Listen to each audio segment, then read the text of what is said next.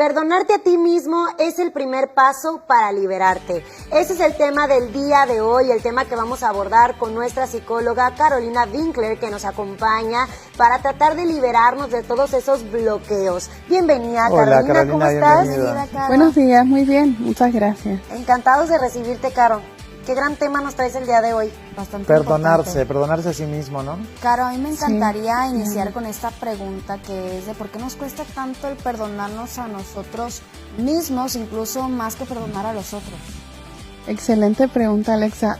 Cuando nosotros tendemos a querer perdonar a los otros de forma, digamos, como más sencilla, yo siempre hablo que hay 3 niveles del perdón. El primer nivel es perdonar a los otros, el segundo nivel es perdonarte a ti y el tercer nivel es perdonar a alguien que dañó a una persona que amas. Hablando ya del segundo nivel de por qué nos cuesta perdonarnos a nosotros, es porque tendemos a tener un juicio muy fuerte con nosotros. O sea, cuando una persona comete el mismo error que cometiste tú, lo juzgas con una vara más pequeña. Pero cuando se trata de ti, suele ser excesivamente crítico y vamos cargando con una culpa. Algo muy importante es que muchas veces no nos perdonamos, no solo por lo que hacemos, sino por las cosas que no hacemos y por las cosas que no podemos evitar. Voy a hablar de un caso en concreto, pero se ha repetido muchísimo. He tenido muchos pacientes que han sufrido o vivido cierto tipo de maltrato y muchos observado cómo normalmente el papá maltrataba a la mamá.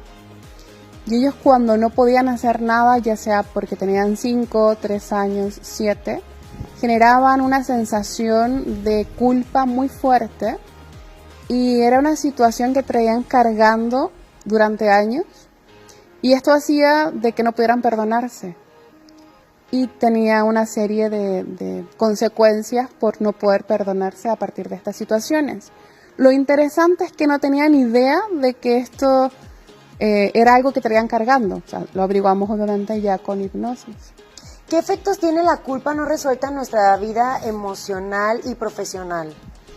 Efectos como el autosabotaje, el estar en relaciones tóxicas, el poder castigarnos. Existen muchísimas formas de autocastigo, ya sea físico, hay personas, adultos que se arrancan el cabello, hay adultos que se golpean sin querer o con querer a nivel subconsciente. Se autolesionan. He tenido pacientes que duermen y su forma de dormir es, de alguna manera se giran y se lastiman las muñecas. Y es algo que tiene que ver con una forma de autocastigo. Se enferman muchísimo, por ejemplo. ¿Pero la gente que se da congelan su dolor o qué es lo que sucede ahí? Ansiedad. O sea, ¿de qué forma, yo quería preguntarte, de qué forma se manifiesta el autocastigo en nuestra rutina diaria sin darnos cuenta, además de qué otras formas, ¿no?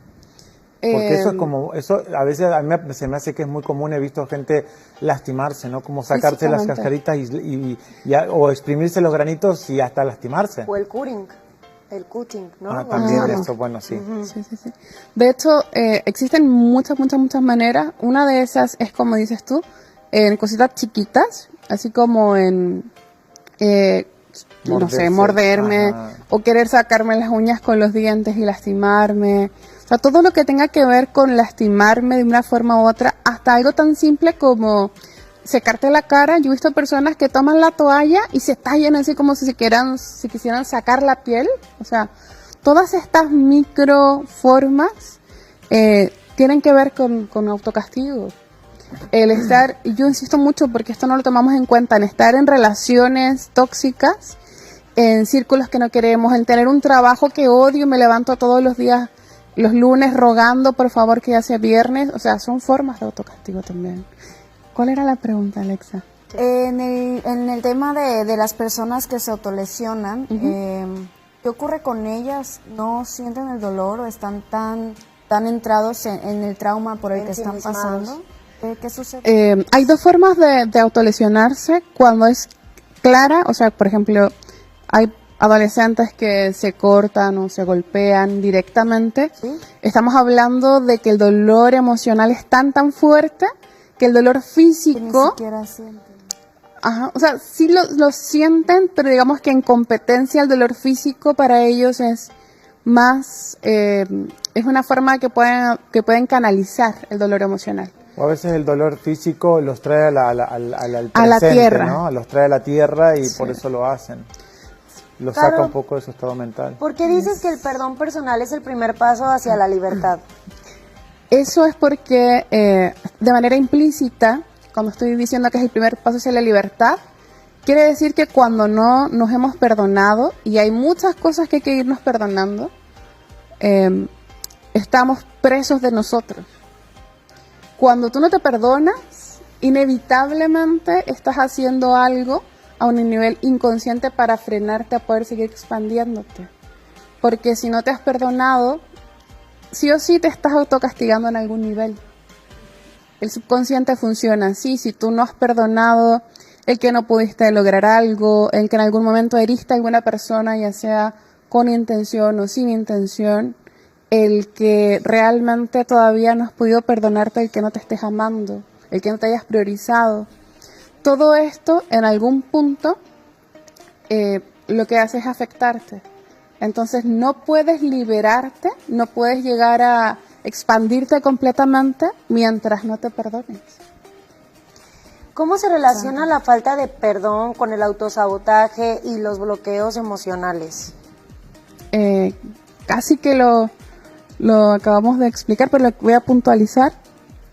La falta de perdón lo que hace es generar que sí o sí te autocastigues. Y el autocastigo más típico no es este que hablamos de lesionarnos, no es este que hablamos de hacer micro lesiones también, sino que el autocastigo más común es el autosabotaje, es el yo impedirme a mí misma poder lograr los objetivos, es el procrastinar, el estar haciendo scroll, el saber lo que tengo que hacer pero no hacerlo.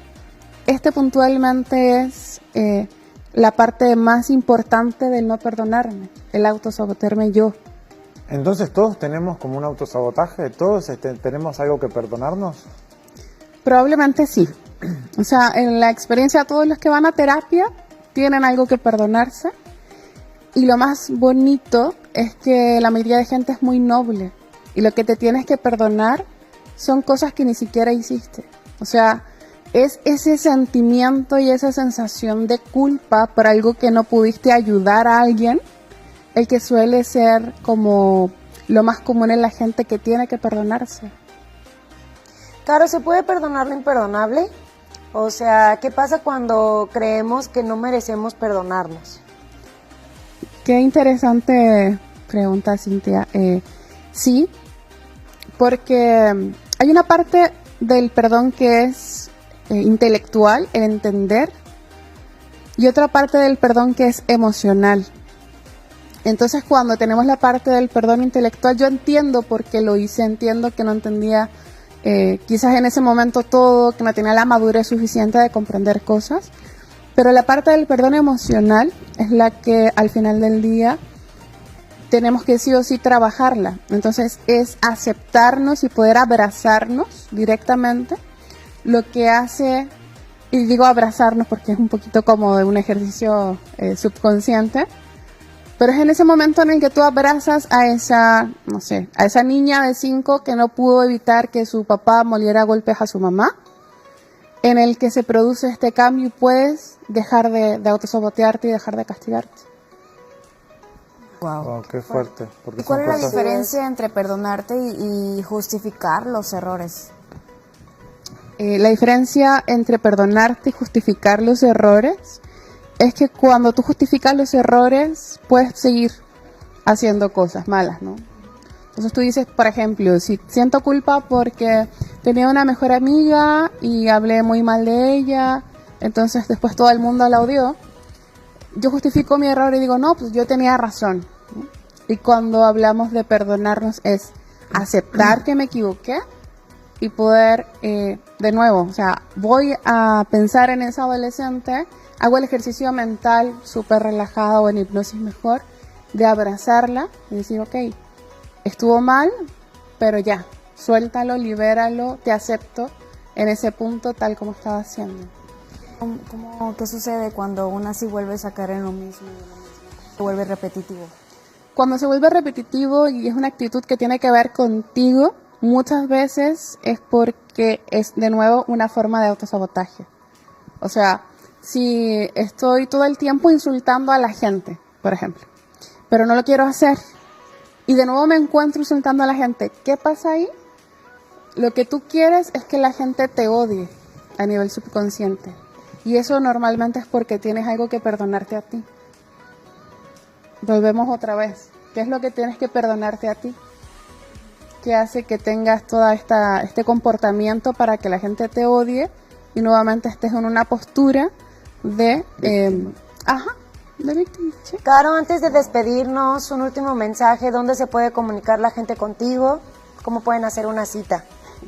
Si quieren hacer una cita o saber más información de todo esto, me pueden encontrar en internet como www.carolinavinkler.com o en Instagram carolinavinkler_ o al número 33 23 42 40 27. Muchísimas gracias, Caro. Siempre es un placer tenerte con nosotros aquí en el 10. Gracias por este mensaje. Muchas gracias, Cintia. Gracias, Caro. Vámonos a una breve pausa comercial, familia, y volvemos con más aquí en el 10.